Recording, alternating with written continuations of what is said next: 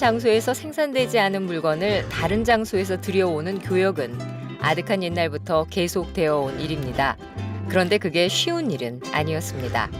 특히 해상무역의 경우 태풍을 만나 배가 난파되기도 하고 해적에게 빼앗기기도 했습니다. 해결 방법을 고민 끝에 여러 사람이 평소에 돈을 조금씩 모아뒀다가 피해를 본 배를 도와주기로 했습니다. 앞으로 닥칠 위험에 대비해 미리 돈을 모아둔 것입니다. 이것이 최초의 금융상품이 된 것입니다.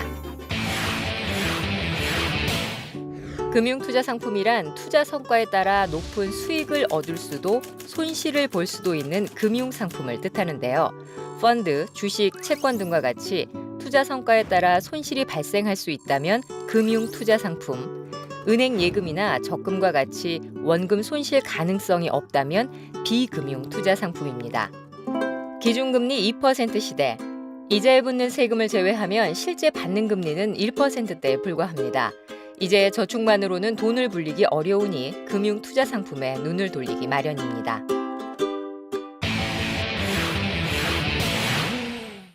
대표적인 금융투자상품 중 가장 먼저 떠오르는 펀드. 펀드는 투자자들로부터 모은 자금을 자산운용회사가 주식이나 채권 등에 투자, 그 결과를 투자자들에게 돌려주는 대표적인 간접 투자 상품입니다. 최초의 펀드는 네덜란드에서 시작됐으나 현대적 펀드의 탄생은 미국이라 할 수 있습니다. 추가 불이익과 중도 해지가 가능한 개방형 펀드는 1924년 미국에서 처음 등장 후 1929년 대공황을 거치면서 크게 발전했습니다. 소액으로도 투자를 할 수 있고 직접 투자하기 힘든 해외 상품, 부동산 등에도 투자할 수 있으며 투자 위험도가 높거나 낮은 상품을 선택할 수 있어 일반 투자자들에게 접근성이 높습니다. 또 하나의 간접 투자 상품으로는 주식, 지수, 원자재, 금리 등과 연계해 미리 정해진 조건에 따라 투자 수익을 지급하는 파생결합 증권을 들 수 있습니다. 이는 펀드와 달리 기초자산의 가격이 하락하더라도 약속된 선을 넘지 않으면 수익을 얻을 수 있다는 특징 때문에 상대적으로 리스크가 적습니다. 불과 몇 년 전만 해도 파생 상품은 일반인들에겐 그림의 떡이었으나 ELS, DLS 등 구조화 상품으로 일반 투자자들의 눈높이를 맞췄고 그 규모는 날로 늘었습니다. 초저금리 시대에 비교적 높은 수준의 금리를 제공하는 ELS, 주가 연계 증권에 대한 관심은 더욱 높아지고 있는데요. 상환 구조도 수익률도 위험성도 모두 다른 만큼 투자 성향별로 상품 유형을 잘 따져보고 투자해야 하겠습니다. 자신이 직접 판단하고 투자하는 금융투자 상품의 대표 주자로는 주식이 있습니다. 사실 우리나라 국민 중에 주식 투자를 전혀 안 하는 사람은 없는 것 같습니다. 직장 생활을 통해 거의 국민연금, 건강보험 등에 가입해 있는데 이런 연기금들이 주식에 투자하고 있기 때문에 간접적으로 여러분 모두 투자하고 있는 셈이죠. 우리 생활에 이미 깊숙이 들어와 있는 주식. 주식 거래는 암스테르담 증권거래소에서 세계 최초로 시작되어 우리나라에서는 일제시대에 취인소라는 이름으로 처음 시작했습니다.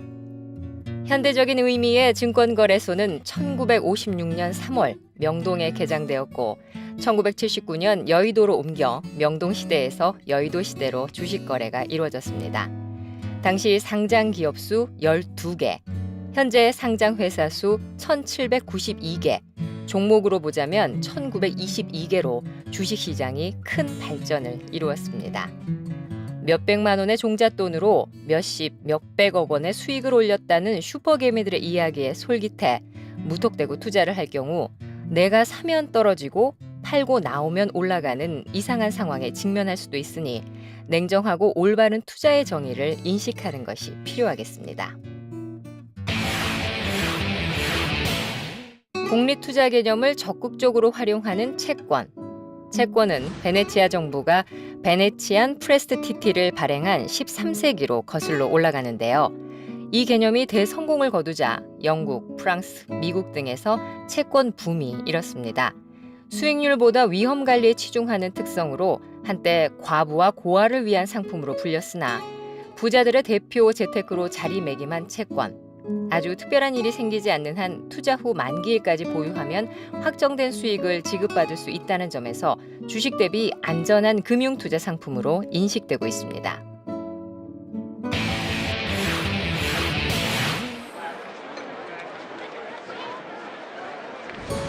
투기성이 짙어진 1929년 대공황 때는 주식시장 급락으로 투신 자살하는 사람이 많아 엠파이어 스테이트 빌딩을 지날 때는 꼭 우산을 쓰라는 우스갯소리까지 나왔을 정도였습니다.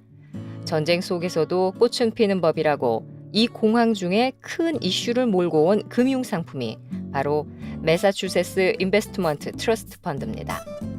당시 다른 상품들은 투자 금액이 수천에서 수만 달러에 달했으나 이 펀드는 250달러만 있으면 투자가 가능해 단기간 펀드 규모가 8배 이상 급증했습니다. 수차례의 금융위기 속에서도 살아남아 현재 가장 오랜 역사를 가진 펀드로 기록되고 있습니다. 미래에셋증권 자산배분센터 이관순 팀장입니다. 다양한 금융투자 상품은 서로 다른 투자 위험과 기대 수익을 가지게 됩니다. 투자자들도 마찬가지죠. 서로 다른 투자 성향을 갖고 있기 때문에 이것이 최고의 금융투자 상품이다라고 결론을 쉽게 내릴 수가 없는 것이죠. 한 가지 자산에 몰아서 투자하는 것만큼 투자 위험을 크게 키우는 것은 없습니다. 탈무드에 이런 말이 나오죠. 자신의 자산을 관리하는 데 있어서 3분의 1은 토지에, 3분의 1은 사업에, 또 3분의 1은 현금 준비금으로 나누어라 라는 말이 나옵니다. 나누어 투자하는 것, 즉 분산 투자는 가장 오래된 현명한 투자의 길이라고 할 수 있겠습니다.